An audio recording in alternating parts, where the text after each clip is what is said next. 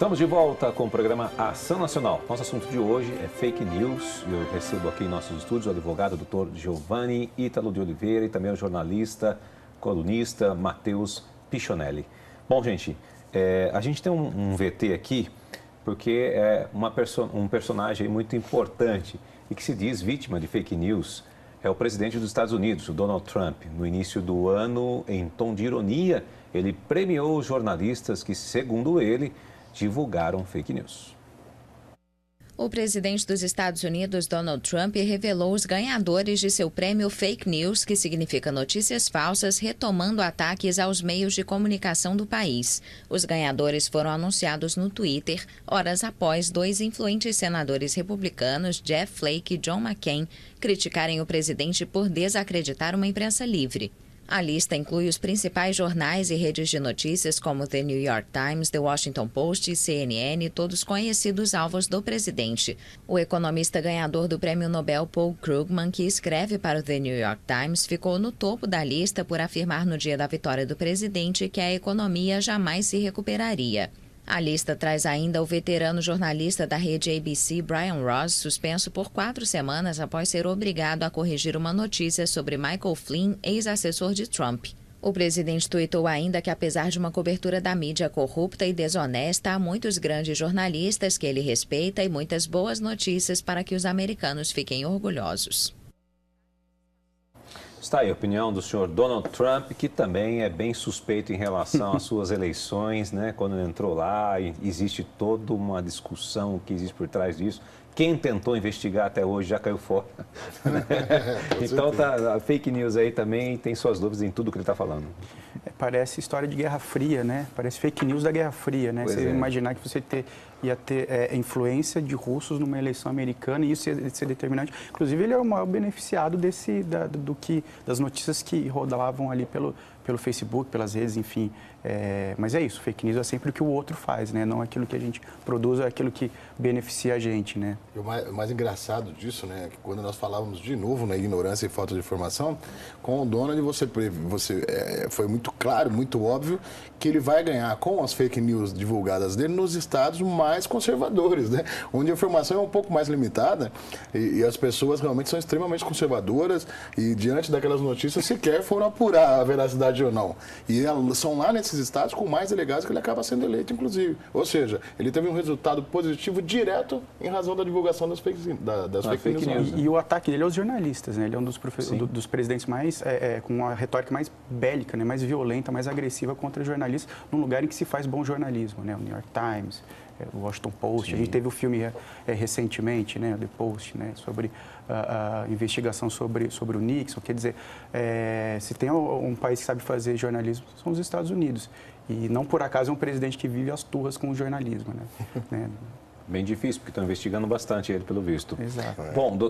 Bom, mas eu perguntar para o doutor aqui, porque esse ano aqui é um ano eleitoral. Já que está seguindo a linha aí do que a gente está falando do Donald Trump, a gente também vai viver aqui um momento bem, dizendo assim, bem difícil, né? Quase um quadro de guerra, vamos poder dizer, na verdade. Não tenho dúvida disso, exatamente. Porque, na verdade, está uma situação muito complicada dentro do país hoje, né? Politicamente falando. Com certeza. O que o senhor acha, o que o senhor prevê disso tudo, desse cenário hoje nacional? Olha, na verdade, eu teria duas frentes assim, para discutir a respeito disso. A frente de vocês, jornalistas, o pessoal da mídia, que também hoje vai se criar um impasse em razão disso. E a segunda é o que o próprio TSE está fazendo. Ou seja, o TSE, com essa força-tarefa, ele vai tentar buscar identificar as fake news e imediatamente bloqueá-las, independente da apuração criminal, etc., que vai se fazer depois. Mas se conseguir achar a fonte, por exemplo, isso saiu de determinado candidato, uma fake news contra outro determinado candidato, obviamente isso vai ter algum reflexo na ordem política, seja para assumir ou não. Mas hoje, a mídia, falando de vocês especificamente, o que está acontecendo?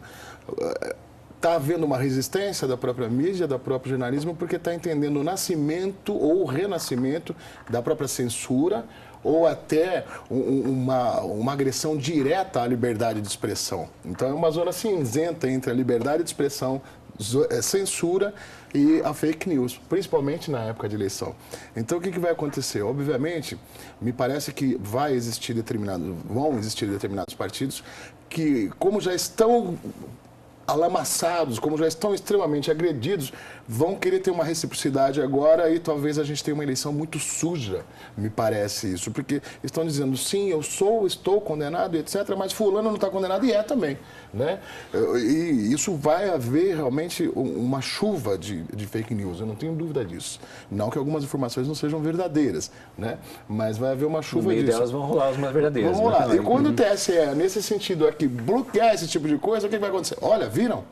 Agora eu quero direito de resposta, eu quero aquilo, porque não era fake news, eu estou sendo censurado. Olha onde nós vamos parar, né? Então, na verdade, eu estou prevendo que essas eleições elas vão ser diante dos veículos de comunicação que já são utilizados hoje, né? Antigamente nós tínhamos um meio de divulgação velada, por exemplo, de candidatura, quando você colocava nos seus carros amigos do Zé da Pedra, né? Amigos do João do Flamengo. Você já sabia que era uma chamadinha para aquele futuro candidato e tal. Mas hoje, com esses veículos, a gente já tem essa chamada diuturnamente, né? Você se elegeu, já se prepara para a próxima. Então, o que vai acontecer? A gente já sabe os pré-candidatos e as fake news já estão prontas, né? Já estão prontas lá e já sabe, inclusive, com pesquisas, com determinados elementos, a probabilidade ou não de eleição, da pessoa ser eleita ou não.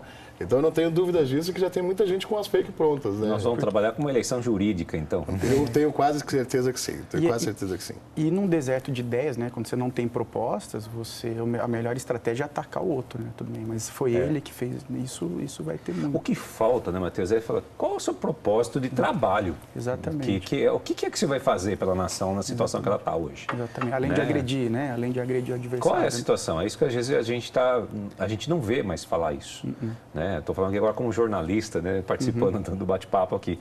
Você só vê problemas, catástrofes, morreu mais morreu tiroteio aqui, você não vê algo de próspero acontecendo. Se a notícia ela é algo de próspero, ela acontece num cantinho esquerdo ali e tal, bem cortadinha, está bem tão pequena ali que ela nem divulga a parte boa, que se possa estar ocorrendo algo de bom que esteja ocorrendo, né?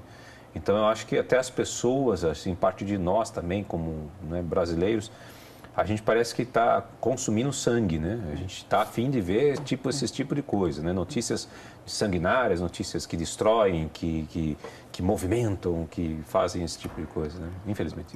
Com certeza. São os dois afetos fundamentais, né? Numa eleição isso pesa muito. Ou você vende esperança ou você vende o medo. E o medo, de novo, vai estar sempre associado ao teu adversário, né? Ou a catástrofe, né? E aí você faz aquela campanha. Vai tirar o prato na mesa da família brasileira, porque se ele for eleito, a economia vai piorar e tal. Tem sempre essa narrativa do medo, né? Sobre tudo que não é o nosso grupo político, né? Bom, gente, a gente vai para um rápido intervalo e voltamos já.